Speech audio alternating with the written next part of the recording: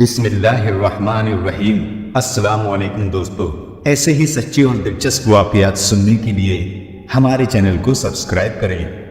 حضرت امام علی ابن طالب کی ولادت اسلامک کیلنڈر سے لگ بھگ 23 سال پہلے مکہ مکرمہ میں 13 رجب 30 عام الفیل اور انگریزی تاریخ کے مطابق 29 سپٹمبر اور 599 عیسوی کو ہوئی۔ ناظرین، بعض علماؤں کے مطابق حضرت علی رضی اللہ تعالیٰ عنہ کی پیدائش خانہ کعبہ کے اندر ہوئی، لیکن دوستو بعض علماؤں کا اس میں اختلاف ہے۔ ان کے مطابق حضرت علی رضی اللہ تعالیٰ عنہ کی پیدائش خانہ کعبہ کے اندر نہیں ہوئی۔ حضرت علی رضی اللہ تعالیٰ عنہ کے والد کا نام حضرت ابو طالب اور آپ کی والدہ کا نام حضرت فاطمہ بنت اسد ہے۔ مولا کائنات سیدنا حضرت علی مرتضیٰ رضی اللہ تعالیٰ عنہ حضور صلی اللہ علیہ وسلم کے سگے چچا حضرت ابو طالب کے فرزند ہیں۔ حضور صلی اللہ علیہ وسلم سے عمر میں 30 سال چھوٹے ہیں۔ اللہ تعالیٰ نے حضور صلی اللہ علیہ وسلم کو جب نبوت عطا فرمائی تو جن خوش نصیب لوگوں نے سب سے پہلے اسلام قبول کیا ان میں نمایاں نام مولا کائنات حضرت سیدنا علی مرتضیٰ رضی اللہ تعالیٰ عنہ کا ہے۔ اس وقت ان کی عمر 10 سال تھی۔ بچوں میں سب سے پہلے اسلام قبول کرنے کا شرف انہیں نصیب ہوا۔ نبی کریم صلی اللہ علیہ وسلم آپ علیہ السلام کے چچا زاد بھائی ہیں، لیکن ایک موقع پر آقا کریم صلی اللہ علیہ وسلم نے ارشاد فرمایا کہ اے علی، تو میرا دنیا میں بھی بھائی ہے اور آخرت میں بھی میرا بھائی ہے۔ ایک بار نبی کریم صلی اللہ علیہ وسلم نے ارشاد فرمایا، میں علم کا شہر ہوں اور علی اس کا دروازہ ہے۔ آج کی ویڈیو میں ہم آپ کو حضرت علی رضی اللہ تعالیٰ عنہ کے علم و حکمت سے بھرپور ایسے فیصلے سنائیں گے جنہیں سن کر یقیناً آپ کا ایمان تازہ ہو جائے گا۔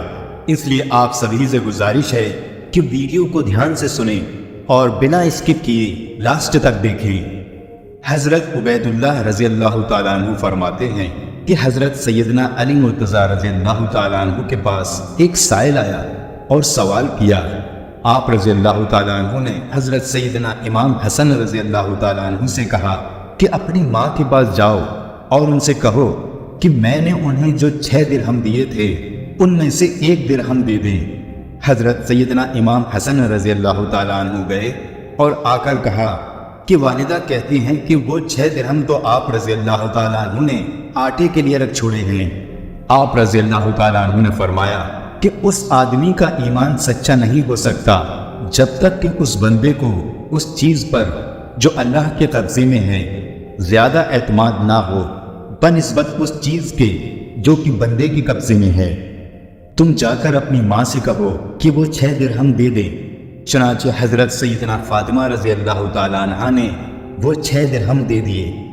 آپ رضی اللہ تعالیٰ عنہ نے وہ 6 درہم اس سائل کے حوالے کر دیے۔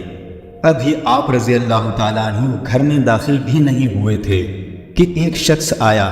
اس کے پاس ایک اونٹ تھا اور وہ اس اونٹ کو بیچنا چاہتا تھا۔ آپ رضی اللہ تعالیٰ عنہ نے اس شخص سے کہا کہ وہ اس اونٹ کو کتنے میں بیچنا چاہتا ہے۔ اس شخص نے جواب دیا کہ میں اسے 140 درہم میں بیچوں گا۔ آپ رضی اللہ تعالیٰ عنہ نے فرمایا، اس اونٹ کو ادھر باندھ دے، مگر ایک شرط پر کہ میں اس کی قیمت کچھ دیر کے بعد ادا کروں گا۔ اس شخص نے رضامندی ظاہر کر دی۔ وہ شخص مان گیا اور اونٹ کو باندھ کر چلا گیا۔ حضرت سیدنا علی مرتضیٰ رضی اللہ تعالیٰ عنہ ابھی کھڑے ہی تھے کہ ایک اور شخص آیا اور اس نے آپ رضی اللہ تعالیٰ عنہ سے دریافت کیا کہ یہ اونٹ کس کا ہے۔ آپ رضی اللہ تعالیٰ عنہ نے فرمایا، یہ اونٹ میرا ہے۔ اس شخص نے کہا، کیا آپ کا ارادہ اسے بیچنے کا ہے؟ حضرت علی رضی اللہ تعالیٰ عنہ نے فرمایا، ہاں۔ اس شخص نے قیمت پوچھی تو آپ رضی اللہ تعالیٰ عنہ نے اسے اونٹ کی قیمت 200 درہم بتائی۔ اس آدمی نے 200 درہم دے کر وہ اونٹ لے لیا۔ کچھ دیر بعد وہ شخص آیا جس سے آپ رضی اللہ تعالیٰ عنہ نے اونٹ لیا تھا۔ حضرت علی رضی اللہ تعالیٰ عنہ نے اسے 140 درہم دے دیے اور 60 درہم لے کر حضرت سیدنا فاطمہ الزہرا رضی اللہ تعالیٰ عنہ کے پاس آئے اور انہیں وہ 60 درہم دے دیے۔ حضرت سیدنا فاطمہ الزہرا رضی اللہ تعالیٰ عنہ نے پوچھا کہ جی کہاں سے آئے؟ حضرت سیدنا علی رضی اللہ تعالیٰ عنہ نے فرمایا، یہ وہ ہیں جس کا اللہ تعالیٰ نے وعدہ کیا ہے، اور ہم نے حضور نبی کریم صلی اللہ علیہ وسلم سے سنا ہے کہ جو اللہ تعالیٰ کی راہ میں 1 خرچ کرے گا اسے 10 ملیں گے۔ چنانچہ میں نے اس سائل کو 6 درہم دیے اور اللہ تعالیٰ نے مجھے ان کے عوض میں 60 درہم دے دیے۔ نبی کریم صلی اللہ علیہ وسلم کی ایمانداری اور صداقت دور دور تک مشہور تھی، لہٰذا لوگ آپ کے پاس اپنی امانتیں رکھوایا کرتے تھے، اور جب ان کو ان کی چیزوں کی ضرورت ہوتی تو نبی کریم صلی اللہ علیہ وسلم ان کو لوٹا دیا کرتے تھے۔ ہجرت مدینہ کی رات رسول اللہ صلی اللہ علیہ وسلم نے حضرت علی رضی اللہ تعالیٰ عنہ کو اپنے پاس رکھی ہوئی ساری امانتیں سپرد کی اور ان سے یہ ارشاد فرمایا کہ آپ ان امانتوں کو صاحب امانت تک پہنچا دیں۔ صبح کے وقت مکہ مکرمہ میں ایک عجیب واقعہ پیش آیا۔ ابو سفیان کے بیٹے حنظلہ نے عمیر بن وائل سقزی کو بلایا اور اس سے کہا، تم علی ابن طالب کے پاس جاؤ اور اس سے 80 مسکات سونے کا دعویٰ کرو کہ میں نے یہ سونا حضرت محمد صلی اللہ علیہ وسلم کے پاس بطور امانت رکھا تھا۔ نبی کریم صلی اللہ علیہ وسلم مدینے کی طرف کوچ کر گئے ہیں اور علی ان کے وکیل ہیں، ان سے جا کر کہو کہ آپ میری امانت مجھے واپس کر دیں۔ اگر علی تم سے گواہ طلب کرے تو ہماری گواہی قریش کی تمام جماعت دے گی، اور تیرے اس قدم کے بدلے میں تجھے اپنی ماں ہندا کا گلو بند دیتا ہوں۔ عمیر بن وائل نے حضرت علی رضی اللہ تعالیٰ عنہ کے پاس آ کر امانت کا دعویٰ کر دیا۔ حضرت علی رضی اللہ تعالیٰ عنہ نے اس سے امانت کی نشانی طلب کی تو اس نے بتا دی۔ اس کے بعد آپ رضی اللہ تعالیٰ عنہ نے امانتی سامان میں اسے تلاش کیا، لیکن اس کی امانت کہیں نظر نہیں آئی، یہاں تک کہ اس کے اثرات بھی نہیں ملے، جبکہ ہر امانت ان کے پاس موجود تھی اور ان امانتوں پر ان کے مالک کا نام لکھا ہوا تھا، اور ان میں عمیر کا نام کہیں بھی درج نہیں تھا۔ حضرت علی رضی اللہ تعالیٰ عنہ نے عمیر کو بہت سمجھایا کہ تم اس دعوے میں جھوٹے ہو، تم جھوٹ بول رہے ہو، لیکن اسے سمجھانے میں کوئی فائدہ نہیں ہوا، وہ اپنی ضد پر اڑا رہا۔ اس نے کہا، میرے چند گواہ ہیں، جس میں ابو جہل اور اس کا بیٹا اکرمہ، عقبہ بن معید، ابو سفیان اور اس کا بیٹا حنظلہ شامل ہیں۔ یہ حضرات میری گواہی دینے کے لیے تیار ہیں۔ یہ سن کر حضرت علی رضی اللہ تعالیٰ عنہ اچھی طرح جان گئے کہ یہ صرف ان کا فریب ہے۔ چنانچہ آپ نے فرمایا کہ گواہوں کو خانہ کعبہ میں حاضر کیا جائے۔ پھر آپ رضی اللہ تعالیٰ عنہ نے عمیر کو ایسی جگہ طلب کیا کہ گواہ عمیر کی بات نہ سن سکیں۔ آپ نے فرمایا، برادری ثقیف، بتائیے یہ امانت آپ نے دن کے کس وقت رسول اللہ صلی اللہ علیہ وسلم کے سپرد کی تھی؟ اس نے کہا، دوپہر کے وقت رسول خدا صلی اللہ علیہ وسلم نے میرے ہاتھ سے لی تھی اور اپنے غلام کے حوالے کی تھی۔ اس کے بعد حضرت علی رضی اللہ تعالیٰ عنہ نے ابو جہل کو طلب کیا، لیکن اس نے گواہی دینے سے انکار کر دیا اور کہنے لگا، مجھ پر گواہی دینا کوئی فرض تو نہیں ہے۔ پھر آپ نے ابو سفیان کو بلایا اور اس سے یہی سوال کیا۔ ابو سفیان نے کہا، غروب آفتاب کے وقت حضرت محمد صلی اللہ علیہ وسلم کے حوالے کی تھی اور آپ صلی اللہ علیہ وسلم نے اپنی جیب میں ڈال دی تھی۔ پھر حنظلہ کو بلایا تو اس نے گواہی دی کہ دوپہر کا وقت تھا جب یہ امانت حضرت محمد صلی اللہ علیہ وسلم نے لی تھی۔ پھر حضرت علی رضی اللہ تعالیٰ عنہ نے عقبہ بن معید کو بلا کر اس سے سوال کیا۔ عقبہ نے جواب میں کہا، محمد صلی اللہ علیہ وسلم نے یہ امانت عصر کے وقت لی تھی اور فوراً اپنے گھر بھیج دیا تھا۔ پھر حضرت علی نے اکرمہ کو بلایا اور اس سے سوال کیا۔ اس نے جواب میں کہا، محمد صلی اللہ علیہ وسلم نے یہ امانت طلوع آفتاب کے وقت لی تھی اور اس امانت کو فاطمہ بنت اسد کے گھر روانہ کر دیا تھا۔ جب عمیر نے مختلف اور الگ الگ گواہیاں سنی تو اس کا رنگ اڑ گیا اور وہ جان گیا کہ اب اس کی رسوائی ہونے والی ہے اور اسے مزید ذلت کا سامنا کرنا پڑے گا۔ چنانچہ اس کا رنگ زرد ہو گیا اور اس کے چہرے پر ہوائیاں اڑنے لگی۔ حضرت علی رضی اللہ تعالیٰ عنہ نے فرمایا، اے عمیر، تیرا رنگ کیوں زرد ہو گیا؟ اور تجھ میں تبدیلی کیوں ہو رہی ہے؟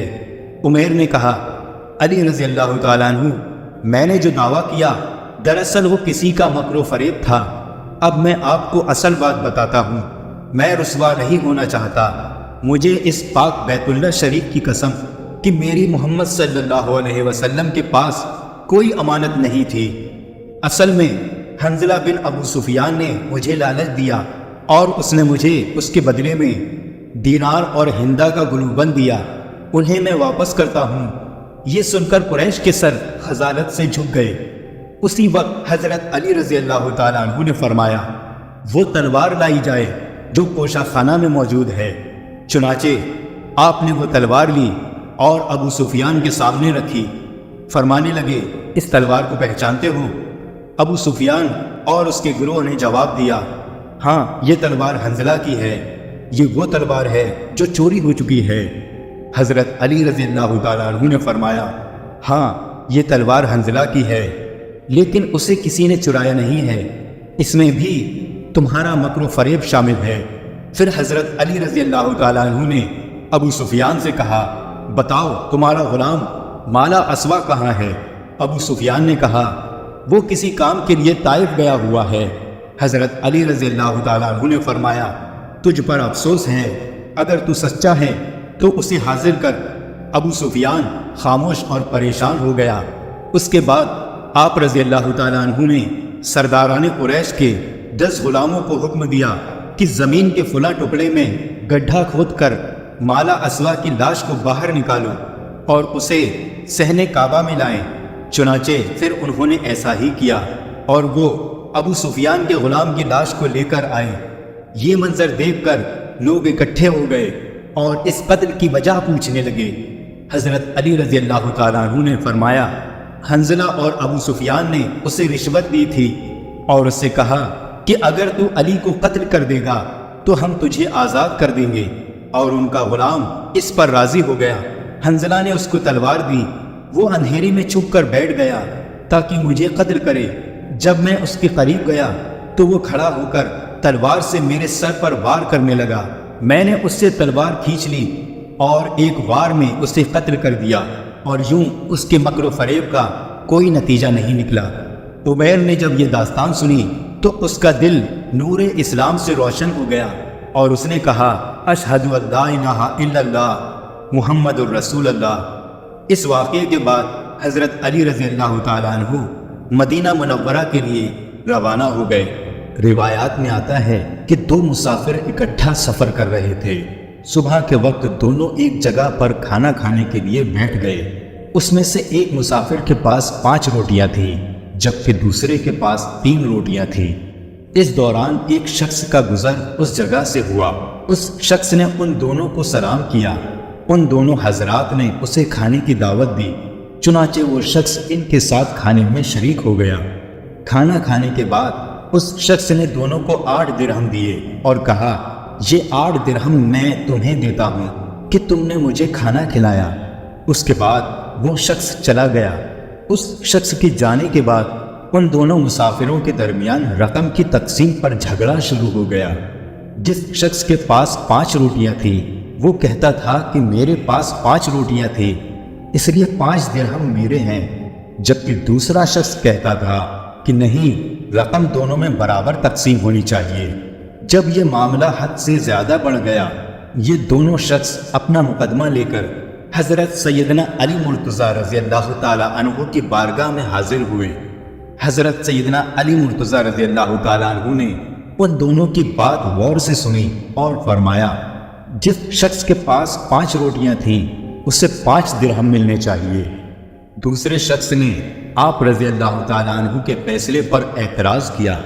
آپ رضی اللہ تعالیٰ عنہ نے فرمایا، یہ منصفانہ فیصلہ ہے، اور اگر میں فیصلہ کروں تو تمہیں 1 درہم ملے گا۔ حضرت سیدنا علی مرتضیٰ رضی اللہ تعالیٰ عنہ کی بات کو سن کر محفل میں جتنے لوگ بیٹھے تھے وہ بھی حیران ہو گئے۔ آپ رضی اللہ تعالیٰ عنہ نے اس شخص کو مخاطب کرتے ہوئے کہا کہ تم دونوں کی روٹیوں کے کل 24 ٹکڑے ہوئے اور ہر شخص کے حصے میں 8 ٹکڑے آئے۔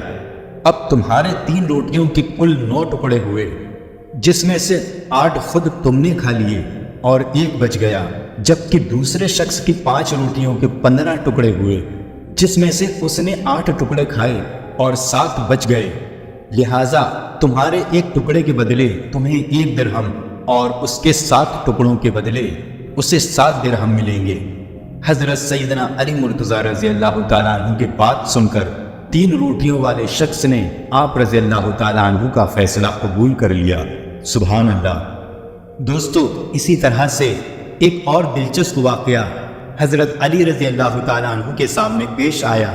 مدینہ منورہ میں ایک لڑکے کو گرفتار کر کے سپاہی لے جا رہے تھے۔ اس لڑکے نے حضرت علی رضی اللہ تعالیٰ عنہ کو دور سے دیکھ کر پکارا اور کہا، اے علی بن ابی طالب، مجھے بچاؤ۔ حضرت علی رضی اللہ تعالیٰ عنہ نے پوچھا، کیا ہوا؟ تو وہ لڑکا کہنے لگا، مولا کائنات، میں بے گناہ ہوں، مجھے بے گناہی کے باوجود قتل کی سزا سنا دی گئی ہے، مجھے بچاؤ، میں بے گناہ ہوں۔ حضرت علی رضی اللہ تعالیٰ عنہ نے سپاہیوں سے پوچھا کہ کیا بات ہے؟ سپاہیوں نے کہا، اے علی رضی اللہ تعالیٰ عنہ، آپ کو معلوم نہیں ہے کہ اس لڑکے نے اپنے مالک کو قتل کیا ہے اور مالک کے قتل کے بدلے میں اس کو قتل کیا جا رہا ہے۔ حضرت علی رضی اللہ تعالیٰ عنہ نے لڑکے سے پوچھا کہ بھائی، تو نے مالک کو قتل کیا ہے؟ اس لڑکے نے کہا کہ ہاں، میں نے مالک کو قتل کیا ہے۔ تو حضرت علی رضی اللہ تعالیٰ عنہ نے فرمایا، تو پھر تیرا قتل اس قتل کے بدلے میں جائز ہے؟ تو اس لڑکے نے کہا کہ جائز نہیں ہے، کیونکہ میرا مالک میرے ساتھ برائی کا ارادہ کرتا تھا، میری عزت پر وہ حملہ کرنا چاہتا تھا، تو میں نے اپنی عزت کو بچانے کے لیے اس کو قتل کر دیا۔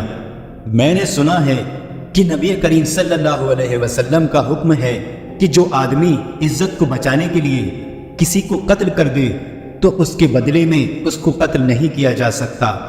حضرت علی رضی اللہ تعالیٰ عنہ نے سپاہی سے پوچھا، کیا یہ سچ ہے؟ تو سپاہی نے کہا کہ بات تو ٹھیک ہے، لیکن اس کے پاس اس واقعے کا کوئی گواہ نہیں ہے کہ وہ اس کے ساتھ برائی کا ارادہ کرتا تھا، اس لیے خلیفہ وقت اور قاضی وقت نے یہ دیکھا کہ مالک کا قتل ہو گیا، اب مالک تو چلا گیا، اب کون بتائے کہ مالک نے اس کے ساتھ برائی کا ارادہ کیا تھا؟ اس کا کوئی گواہ نہیں ہے، اس لیے ہم نے اسے قتل کی سزا دی۔ وہ لڑکا رونے لگا اور کہنے لگا کہ واقعی میرے مالک نے میرے ساتھ برائی کا ارادہ کیا تھا۔ حضرت علی رضی اللہ تعالیٰ عنہ حضرت عمر رضی اللہ تعالیٰ عنہ کے پاس آئے اور آ کر فرمایا، اے امیر المومنین، آپ اس قتل کی تفتیش میرے سپرد کر دیں۔ دوستو، حضرت علی رضی اللہ تعالیٰ عنہ کے فیصلے بڑے گہرے ہوا کرتے تھے، اس لیے حضرت عمر رضی اللہ تعالیٰ عنہ نے فرمایا، ٹھیک ہے، میں اس قتل کی تفتیش آپ کے سپرد کرتا ہوں۔ اس کے بعد حضرت علی رضی اللہ تعالیٰ عنہ تفتیش کرنے کے لیے آئے۔ اس لڑکے سے پوچھا، بتا تیرے مالک کی قبر کہاں ہے؟ اس نے کہا، فلاں قبرستان میں ہے۔ حضرت علی رضی اللہ تعالیٰ عنہ نے چند سپاہیوں کو اپنے ساتھ لیا اور ان کے ساتھ اس قتل کی تفتیش کے لیے قبرستان چلے گئے۔ جب قبرستان پہنچے تو حضرت علی رضی اللہ تعالیٰ عنہ نے سپاہیوں سے کہا کہ اس کے مالک کی قبر کو کھودو۔ جب انہوں نے قبر کھودی تو قبر میں اس کی مالک کی لاش نہیں تھی۔ جب اس کی قبر میں مالک کی لاش نظر نہیں آئی تو حضرت علی رضی اللہ تعالیٰ عنہ واپس آ گئے اور حضرت عمر رضی اللہ تعالیٰ عنہ کے پاس آ کر کہا، اے امیر المومنین، یہ لڑکا سچا ہے، سچ بول رہا ہے، اس کا مالک واقعی اس کے ساتھ برائی کا ارادہ رکھتا تھا۔ حضرت عمر رضی اللہ تعالیٰ عنہ نے فرمایا کہ تمہارے پاس کیا دلیل ہے؟ اس بات کا کیا ثبوت ہے؟